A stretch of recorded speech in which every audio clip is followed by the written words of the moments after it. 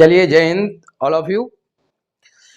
चलिए देखिए आज के ये वाला वीडियो हम लोग चला बहुत इंपॉर्टेंट टॉपिक आपका रहेगा क्रांति कोण एवं पूर्णांतिक प्रावर्तन। क्या पढ़ेंगे भाई? MVVI महाभिव्याय। समझ गए? हर एग्जाम में एक क्वेश्चन कन्फर्म रहेगा, कन्फर्म जिसको बोलते हैं, ठीक।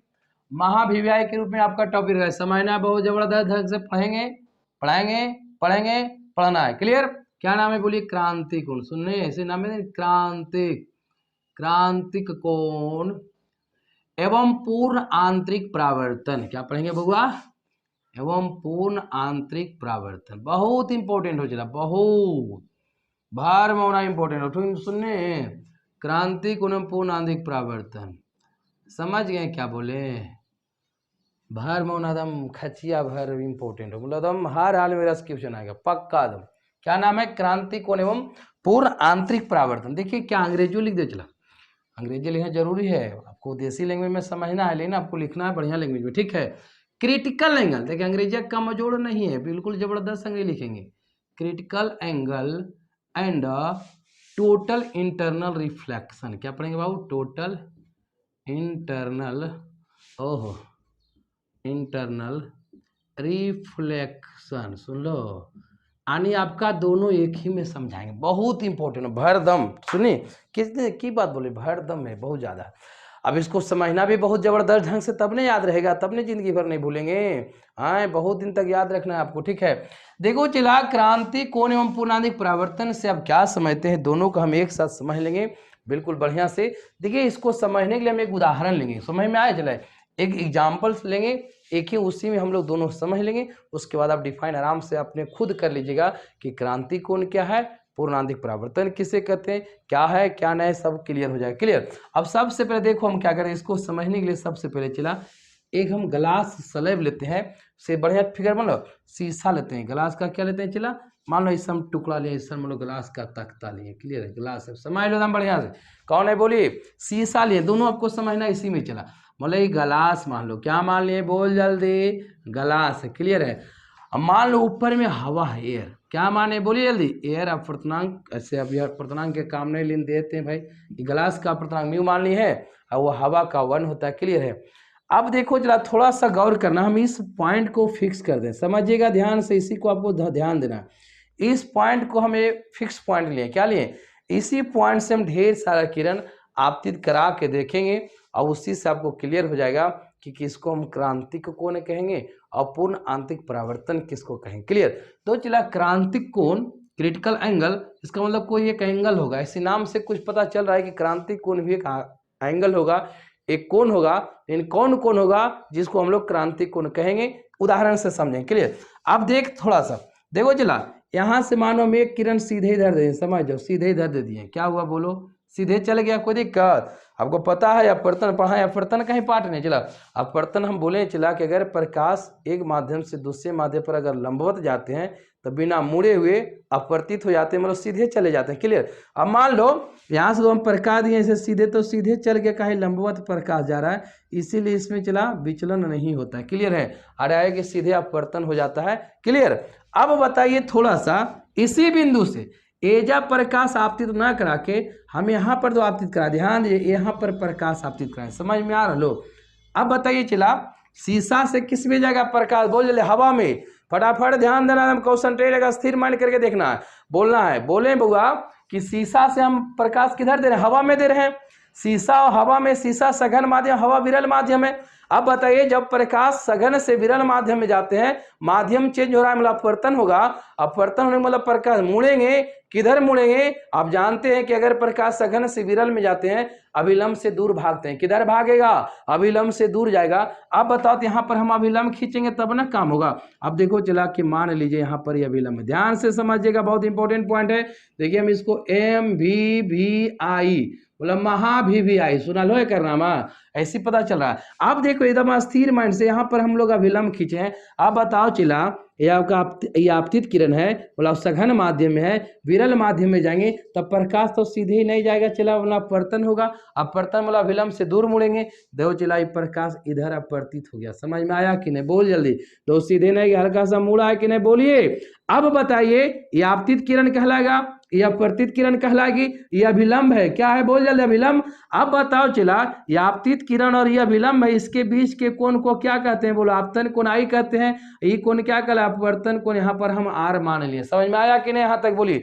ये आपतित किरण हुई, ये अपवर्तित किरण हुई है, अपवर्तित हुई है भाई।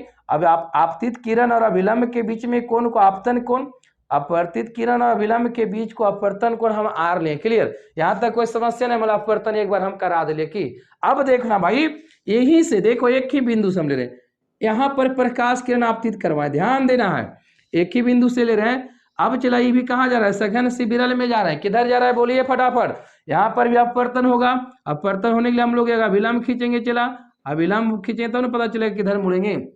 अब बताइए, यहाँ भी प्रकाश किरण जो सीधे नहीं जाएंगे, अपवर्तन मतलब विलंब से दूर मुड़ेंगे। क्लियर है कि नहीं बोलो, समझते जाओ। मतलब इधर सीधे नहीं जाएगी, अपवर्तन हो गया, मिटाते हैं। क्लियर। अब यहाँ पर ही क्या बोलो, आपतित किरण है, ये अपवर्तित किरण है, ये आपका अभिलंब है, मतलब दूसरा अभिलंब, यहाँ पर एक अभिलंब, ये भी अभिलंब है।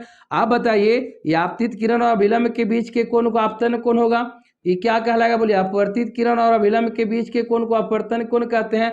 अभी दोनों में आप बताइए चला कि यहाँ पर जो आपतन कोण है, ये भी आपतन कोण है, यहाँ पर अपवर्तन कोण है, यहाँ पर भी अपवर्तन कोण बन रहा है। आप बताइए दोनों में कोई अंतर है? अच्छा, यहाँ पर जो आपतन कोण है, ये जो आपतन कोण है, दोनों आपतन कोण बराबर होंगे या बड़ छोट होंगे, और उनमें बताना है कौन बड़ छोट है, अगर बड़ छोट होता है तो, या फिर बराबर होगा। बताइए, यहाँ सबसे बड़ी बात ये पूछ रहे हैं, हम बोल रहे हैं देखिए यहाँ पर भी आपतन कोण बन रहा है, ये भी एक आपतन कोण है। अब आप बताना है प्रकाश किरण यहाँ से चला है, यहाँ पर शुरू बार आपतित करवाएं, फिर हम आगे बढ़े यहाँ पर आपतित कराएं, तो दोनों आपतन कोण बराबर है या अलग अलग है, ये पहले बताइए। ये अगर आप क्लियर करते हैं फिर आगे हम समझ आएंगे कि क्रांति कोण के बारे में आप समझिएगा। क्लियर। देखो बाबू, आप खुद देखिए कि चला ये आपतन कोण इससे बड़ा आपतन कोण बन रहा है। क्लियर। का है कि हम एक ही बिंदु से ले रहे हैं भाई, तो जैसे जैसे मैंने आगे जाएंगे वैसे ज्यादा तिरछे हो जाते हो, ऐसे हो, ये हल्का ऐसे हो ले, अब आगे जाए तो मतलब चला तिरछे हो जाता है। बोला विलंब के साथ एजा से ज्यादा फर्क हो रहा है, नहीं देखे में भी लग रहा है भाई। आने हम कहेंगे ना भैया बाबू कि यहाँ से हम जैसे जैसे आगे बढ़ेंगे वैसे वैसे आपतन कोण का मान बढ़ते जाएगा। क्या होगा बोलो, अगर आपतन कोण का मान बढ़ते जाएगा भाई तो अपवर्तन कोण भी बढ़ते जाएगा। काहे कि अभिलंब से और ज्यादा मुड़ेगा, यहाँ मुड़ ले, अभिलंब यहाँ पहले जा रहा था, तो आपतन कोण के अनुसार अपवर्तन कोण का भी मान बढ़ेगा। तो मतलब चला ये आपतन कोण बढ़ा रहे हैं, अपवर्तन कोण भी बढ़ेगा। की होगा बोल जल्दी, अपवर्तन कोण बढ़ेगा। इसी प्रकार चला अगर हम और आगे बढ़े, यहाँ पर आपतित करवाएं, चला यहाँ पर अगर और आगे बढ़े, यही एक ही बिंदु से ले रहे हैं, तो मतलब यहाँ पर जो आपतन कोण होगा तो इससे ज्यादा आपतन कोण होगा, तो यहाँ से ज्यादा अपवर्तन कोण, इससे और ज्यादा होगा, नहीं होगा। चला इसकी तुलना में और ज्यादा कोण बनेगा कि नहीं। चलिए समझ में आ रहा है कहने का मतलब। इसी तरह अगर हम आपतन कोण का मान आगे जाएंगे तो आपतन कोण का मान बढ़ते जाएगा, आपतन कोण के मान बढ़ते बढ़ते अपवर्तन कोण की मान भी उसके साथ बढ़ेगा। एक ऐसा कंडीशन आएगा चला कि आपतन कोण का मान एक ऐसा वैल्यू आएगा, देखिए चला यह विलंब से दूर भाग रहा है, विलंब देखो यहाँ पर अपवर्तित के विलंब से दूर भाग रहा है, और आपतन कोण बढ़ाएंगे और अभी दूर मुड़ेगा, दूर मुड़ेगा। कहने का मतलब एक ऐसा कंडीशन आएगा, एक ऐसा स्थिति आएगा कि एक ऐसा आपतन कोण आएगा जहां पर अपवर्तन कोण 90 डिग्री हो सकता है। ऐसा हो सकता है कि नहीं बोलिए। कहने बोला आपतन कोण का मान बढ़ते बढ़ते अपवर्तन कोण का भी मान बढ़ते बढ़ते बढ़ते एक बार ऐसा होगा चला कि अपवर्तन कोण 90 डिग्री हो जाएगा। कितना हो जाएगा बोल जल्दी, अपवर्तन कोण 90 डिग्री हो जाएंगे, तो जहां पर अपवर्तन कोण 90 डिग्री हो जाएंगे चला वहां पर जो आपतन कोण होगा उसी आपतन कोण को हम क्रांतिक कोण कहते हैं। क्या कहते हैं भाई, आपतन कोण का वह मान, वह वैल्यू, आपतन कोण तो सब है, फिगर बना दे पहले, एक बार शांत रहो, एकदम अस्थिर से सुनिए, कभी भी नहीं भूलिएगा चला इस परिभाषा, ठीक है।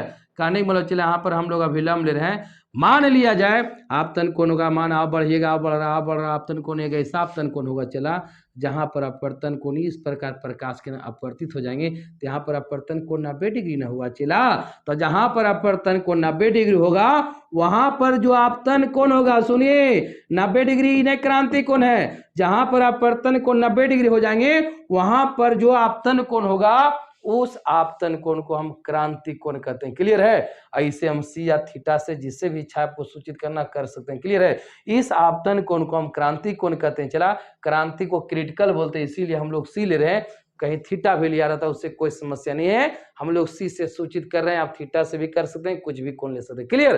तो कहने का मतलब बाबू यही कोण आपका क्रांति कोण कहलाएगा। समझ में आया। बोल जल्दी, क्या बोलेंगे? देखो चला आपतन कोण ई भी है, ई भी है, ई भी आपतन कोण है, ई भी आपतन कोण है। बोले आपतन कोण का मान बढ़ते बढ़ते बढ़ते अपवर्तन कोण का भी मान बढ़ते जाएगा बढ़ते जाएगा बढ़ते, एक ऐसा आपतन कोण होगा जहां पर अपवर्तन कोण 90 डिग्री हो जाएंगे, उसी सॉरी जहां पर अपवर्तन कोण 90 डिग्री हो जाएंगे वहां पर जो आपतन कोण होगा उसी आपतन कोण को हम लोग क्रांति कोण क्रिटिकल एंगल कहते हैं। क्लियर? कोई दिक्कत है? बोलो समझ में आया होगा कि नहीं? बोलिए जल्दी। अब परिभाषा क्या बोलना है, कैसे बोलेंगे? ये कब हुआ? जब सघन से विरल में जाएगा तभी न संभव है। कहे विलंब से दूर मुड़ेगा तब ना अपवर्तन कोण 90 आ सकता है। अदरवाइज अगर विरल माध्यम से सघन माध्यम में प्रकाश किरण आएगी तो कभी अपवर्तन कोण 90 हो सकता है? भाई नहीं। अपवर्तन कोण कब संभव है? जब प्रकाश सघन से विरल में जाएंगे तभी संभव है। इसलिए चला क्रांति कोण होने के लिए आपको प्रकाश किरण को हर हाल में सघन माध्यम से विरल माध्यम में जाना चाहिए। अब हम बात करेंगे, चला पूरा परिभाषा बोलते हैं कि क्रांति कोण क्या है। बोलना, सघन माध्यम में आपतन कोण का वह विशेष मान, क्या बोलेंगे भाई? सघन माध्यम में आपतन कोण का वह विशेष मान जिस पर विरल माध्यम में अपवर्तन कोण 90 डिग्री हो जाते हैं। कितना हो जाएगा? अपवर्तन कोण 90 डिग्री हो जाएंगे, वहां पर जो आपतन कोण होगा उसी आपतन कोण को हम क्रांति कोण कहते हैं। इसे हम सी से सूचित करते हैं। क्लियर हुआ? कैसे? ई भी आपतन कोण, ई भी आपतन कोण, ई भी आपतन कोण, ई भी आपतन कोण, परंतु इसी को क्रांति कोण क्यों कहते हैं? क्योंकि यहाँ पर अपवर्तन कोण 90 डिग्री है, बाकी कहीं पर अपवर्तन कोण 90 नहीं है। अपवर्तन कोण 90 नहीं है, जहां पर अपवर्तन कोण 90 होगा उस वहां पर जो आपतन कोण होगा उसी को हम क्या बोलेंगे? क्रांति कोण। क्या कहेंगे? बोल जल्दी। क्रांति कोण। समझ में आया है कि नहीं? आगे होगा कि नहीं? उदाहरण एक और लेते हैं। देखो चला, मान लो क्या समझेंगे कि मान ले चला ये जो तोरा आपतन कोण है, तो जैसे आपतन कोण का मान बढ़ाते गए हैं अपवर्तन कोण का मान बढ़ेगा। जैसे हम उदाहरण लेते हैं, उदाहरण के लोग समझ में आया होगा, समझ गया होगा नहीं? चला जैसे समझ नहीं, दो आदमी है, एक सीधा है एक बदमाश है, एक सघन है विरल है। क्लियर? मान लो हम सघन कोई एगा विरल, अब सघन माध्यम माने हल्का चूटी काटल को। सुनिए आपतन कोण मतलब चूटी काटना या अपवर्तन कोण मतलब थप्पड़ ठेलना।